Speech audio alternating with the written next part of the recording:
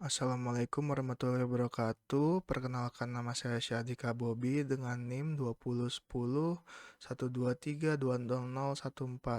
Saya akan mempresentasikan konsep pengembangan tesis dari yang telah diberikan sebelumnya dengan judul Network Performance Optimization Using Machine Learning Algorithm to Mitigate DDoS Attack. Oke, di sini latar belakangnya pada arsitektur SDN atau Software Defined Network, pengaturan atau control plane dibuat terpusat. Artinya satu buah controller dapat melakukan konfigurasi atau manajemen terhadap lebih dari dua data plane secara langsung. Jadi hal ini dapat mengatasi permasalahan implementasi dalam jaringan sebelumnya. Dari yang sebelumnya kita melakukan konfigurasi kepada setiap perangkat secara satu persatu, jadi konfigurasi terpusat yang dapat lebih cepat dan efisien. Kerentanan yang ada pada mekanisme komunikasi di dalam arsitektur SDN adalah celah keamanan tersebut merupakan misbehavior attack dan new flow attack. Kedua celah keamanan tersebut dapat dieksploitasi untuk membanjiri trafik di seluruh komponen SDN. Oke, jadi serangan Distributed Denial of Service atau DDoS adalah suatu serangan yang dilakukan untuk menghabiskan sumber daya komputer atau jaringan komputer dengan mengirim lalu lintas atau trafik yang padat. Jadi serangan DDoS dimulai dari penyerangan yang mendistribusikan serangan dengan menggunakan mesin yang berbeda. Serangan DDoS akan sering menggunakan IP spoofing dengan tujuan membanjiri target dengan trafik yang tinggi sambil menutupi identitas sumber aslinya untuk mencegah upaya mitigasi. Seperti TCP/SYN flooding merupakan jenis serangan yang mengeksploitasi mekanisme three-way handshake kepada protokol TCP. Dalam jenis serangan ini, penyerang mengirimkan SYN paket dalam jumlah besar untuk membebani target.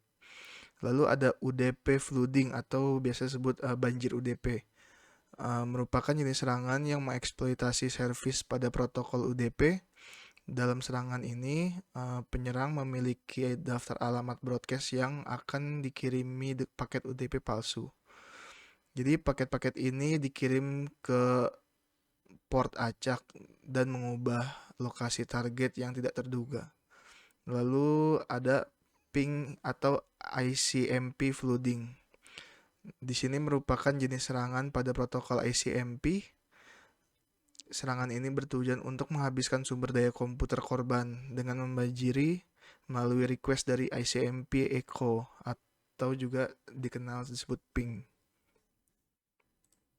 Oke, selanjutnya di sini jurnal yang saya review yaitu berjudul DDoS Attack Mitigation Scheme in ISP Network Using Machine Learning Based on SDN.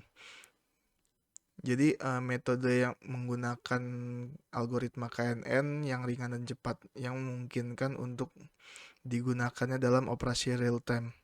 Di sini gap analisisnya jurnal ini fokus pada internet service provider. Namun, gap mungkin muncul ketika mencoba menerapkan pendekatan ini dalam lingkungan yang lebih kompleks seperti lingkungan cloud atau IoT, di mana pola lalu lintas dan sumber serangan mungkin berbeda dengan yang diteliti oleh jurnal ini. Lalu, jurnal yang saya review juga itu A Flexible SDN Based Architecture for Identifying and Mitigating Low-Rate DDoS Attack Using Machine Learning. Di sini analisis metode pendekatannya, paper menggunakan berbagai model machine learning dan deep learning untuk mendeteksi serangan DDoS dengan tingkat rendah atau low rate DDoS seperti random forest, SVM, dan MLP. Keunggulannya, melalui eksperimen, paper menunjukkan bahwa MLP mencapai akurasi 95,01%. dengan false alarm hanya 0,52%, menjadikan salah satu model yang paling efektif untuk mendeteksi low rate DDoS dan memiliki gap analisis. Tantangan integrasi dengan infrastruktur legacy. Sebagian besar lingkungan jaringan saat ini tidak sepenuhnya sendiri dari teknologi SDN murni. Oleh karena itu, ada gap dalam menjelaskan bagaimana framework ini dapat diintegrasikan dengan infrastruktur jaringan yang sudah ada, yang mungkin mencakup perangkat keras dan perangkat lunak yang berbeda-beda dari berbagai vendor. Jadi, penyesuaian ini akan menjadi penting karena migrasi ke arsitektur yang berbasis SDN mungkin merupakan proses bertahap dan perlu mempertimbangkan kompatibilitasnya. Selanjutnya, ada autoencoder for design of mitigation model for DDoS attack via MDBNN. Jurnal ini terbit pada tahun 2022 dengan analisis metode. Teknik yang digunakan adalah min-max normalization untuk menormalisasi data ke dalam range tertentu, yaitu dalam matriks A, B. Normalisasi ini dapat memastikan bahwa semua atribut memiliki bobot yang sama. Dengan gap analisis, metode yang diusulkan tidak memiliki batasan yang sama dengan metode Lucid, LUCID, dalam hal penggunaan statistik tingkat aliran, sehingga lebih cocok untuk penerapan dalam sistem online dan skenario real time. Oke, metode penelitian. Di sini dalam DDoS, teknik machine learning ini belajar dari dataset normal, sehingga teknik ini mengetahui mana yang aman, mana yang tidak. Machine learning sangat bergantung pada pelatihan sebelumnya dengan memanfaatkan kumpulan data yang dikumpulkan. Jadi, sebuah model machine learning memiliki dua bagian, yaitu ada pelatihan dan pengujian atau training dan testing. Sampel data pelatihan adalah input di mana dengan menggunakan algoritma pembelajaran fitur dipelajari dalam pelatihan. Dalam pengujian, mesin eksekusi digunakan oleh algoritma pembelajaran untuk membuat prediksi atau data pengujian tidak diketahui.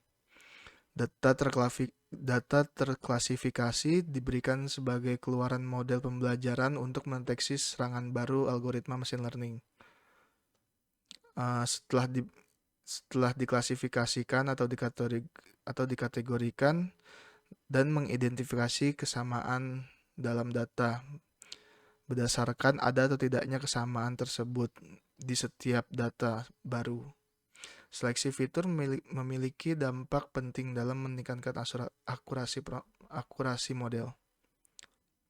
Jadi, proses ini merupakan fase pertama dan krusial untuk meningkatkan akurasi prediksi, tingkat deteksi, dan untuk mengurangi waktu eksekusi model DDoS. Tahap machine learning diawali dengan pengumpulan dataset yang diekstraksi ke berbagai format agar dapat dianalisis dalam bentuk angka. Tahapan selanjutnya adalah rekayasa fitur, di mana seleksi fitur berperan penting untuk memprediksi apakah nanti masuk kategori serangan atau tidak.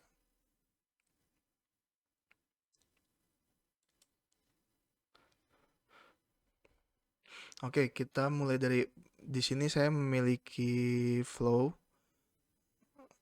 Dimulai dari pencegahan, fase ini berfokus pada perlindungan sistem dan server dari serangan eksternal. Serangan DDoS ini biasanya dijalankan oleh sistem secara otomatis.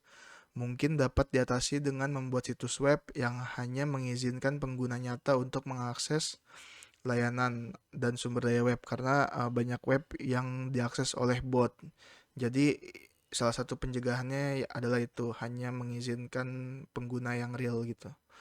Jadi setelah itu mitigasi, menangani serangan yang masuk dan memperlambatnya mitigasi juga untuk menghentikan serangan, sehingga teknik ini memblokir alamat IP dari lalu lintas jaringan yang tidak legal. Jadi dampaknya adalah untuk menjamin pengguna otentik yang dapat mengakses layanan web. Lalu deteksi, sebuah fase yang membutuhkan analisis mendalam untuk menemukan anomali dalam lalu lintas jaringan. Deteksi ini melibatkan data pelatihan diantaranya seperti pencocokan pola, klasifikasi, statistik, analisis deviasi, dan asosiasi.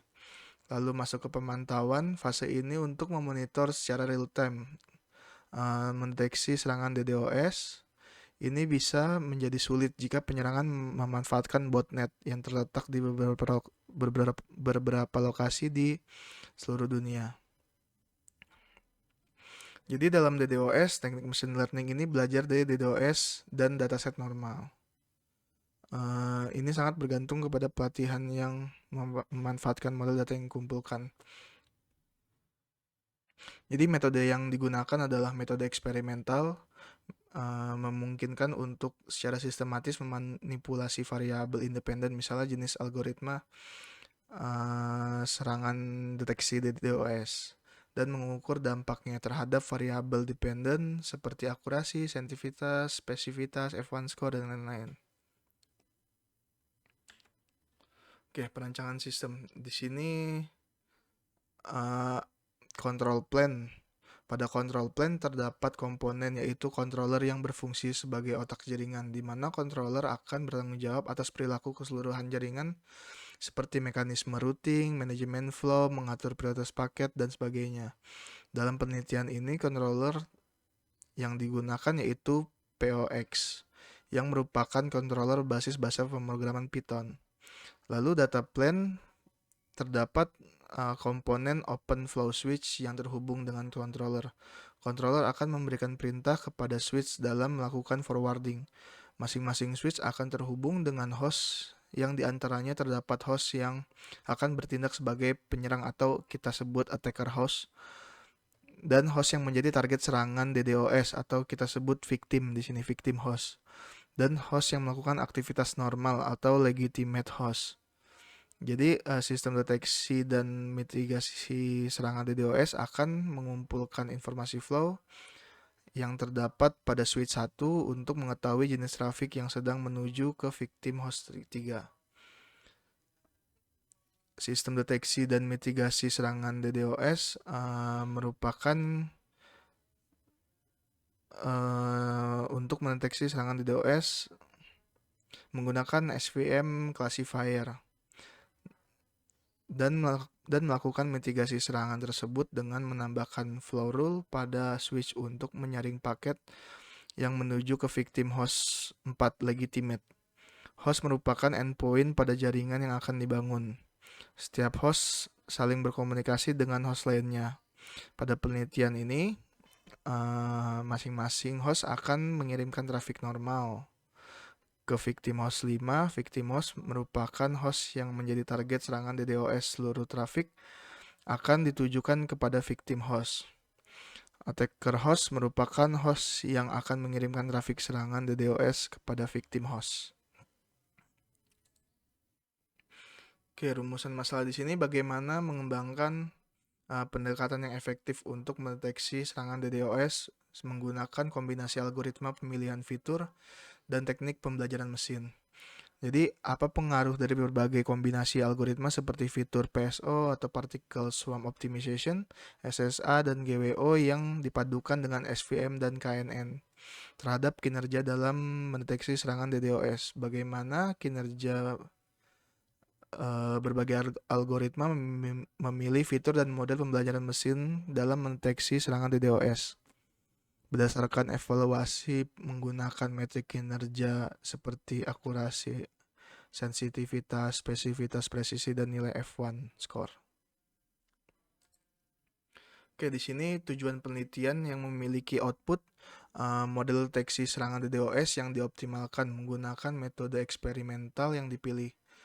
Lalu analisis kinerja berbagai algoritma serangan DDoS berdasarkan metrik evaluasi yang relevan seperti akurasi, sensitivitas, spesifisitas, presisi, recall, dan F1 score.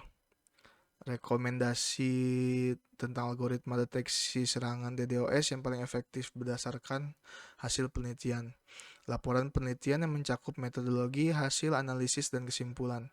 Dengan outcome pengembangan model deteksi serangan DDoS yang lebih efektif dan efisien berdasarkan hasil penelitian yang dilakukan. Lalu kontribusi terhadap pemahaman tentang kinerja berbagai metode dan algoritma deteksi serangan DDoS. Setelah itu, rekomendasi praktis bagi praktisi keamanan informasi dan peneliti dalam memilih metode algoritma deteksi serangan DDoS yang sesuai. Dan yang terakhir, meningkatkan kesadaran tentang pentingnya deteksi dini terhadap serangan DDoS dalam mengamankan infrastruktur, jaringan, dan sistem online. Lalu batasan masalah yang pertama, terbatasnya pada deteksi serangan DDoS dan tidak akan mencakup jenis serangan lainnya seperti serangan malware atau serangan phishing. Lalu yang kedua, mempertimbangkan beberapa kombinasi algoritma seperti PSO, SSA, dan GWO yang dipadukan dengan model pembelajaran mesin, SVM, dan KNN. Lalu dataset yang digunakan relevan dan representatif untuk melatih menguji model deteksi serangan DDoS. Namun, penelitian ini tidak memasukkan analisis data yang melampaui cakupan deteksi serangan DDoS.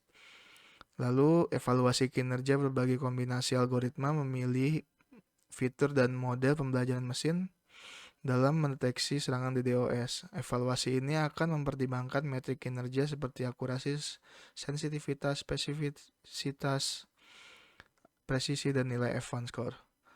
Lalu yang kelima, mencakup tahap implementasi dan eksperimen untuk menguji berbagai kombinasi algoritma dan model. Namun penelitian ini tidak mencakup implementasi deteksi serangan DDoS dalam lingkungan produksi secara langsung. Oke, di sini research and development method. Yang pertama itu dataset. Penelitian ini menggunakan dataset yang mencakup serangan dengan 7 kategori, diantaranya DDoS, DOS, Recon, Web-based, Brute Force, Spoofing, dan Mirai. Lalu yang kedua, data preprocessing. Dilakukan data cleaning agar dapat diolah dengan efektif dan metode yang digunakan. Pada metode yang digunakan maksudnya. Kemudian dilakukan one hot encoding di mana setiap elemen vektor dipresentasikan dengan nilai biner dan dilakukan fitur extraction. Lalu pada tahap preprocessing ada data cleaning, one hot encoding, fitur extraction. Data cleaning pada tahap ini dilakukan meliputi mencari dan menghilangkan data duplikat, menghilangkan data yang tidak lengkap, dan menghilangkan data yang tidak berharga atau kosong. Lalu one hot encoding pada tahap ini dilakukan one hot encoding di mana elemen vektor dipresentasikan sebagai nilai biner, di mana elemen memiliki satu serangan, maksudnya di mana elemen memiliki nilai 1 atau serangan, sedangkan nilai 0 berarti tidak ada serangan. Fitur extraction dilakukan untuk pemilihan fitur atau atribut tertentu dari dataset. Tujuannya adalah untuk mengurangi dimensi data dan meningkatkan efisiensi serta kinerja dari metode yang digunakan. Lalu split data. Dataset di-split menjadi dua bagian, yaitu dataset training dan dataset testing dengan proporsi 80% untuk training dan 20% untuk testing. Dataset training digunakan untuk melatih model algoritma, sedangkan dataset testing digunakan untuk menguji kinerja model yang dilatih. Lalu yang keempat, training model. Setelah data terbagi menjadi dua, training dan testing, langkah selanjutnya melakukan pengujian pada model yang dilatih. Proses ini bertujuan untuk mengevaluasi sejauh mana model mampu menggeneralisasi informasi dari data latih ke data yang belum pernah dilihat sebelumnya. Pengujian model mencakup penggunaan data uji untuk mengukur kinerja model dalam menghasilkan akurasi yang baik dalam mendeteksi serangan. Kurang lebihnya mohon maaf. Assalamualaikum warahmatullahi wabarakatuh.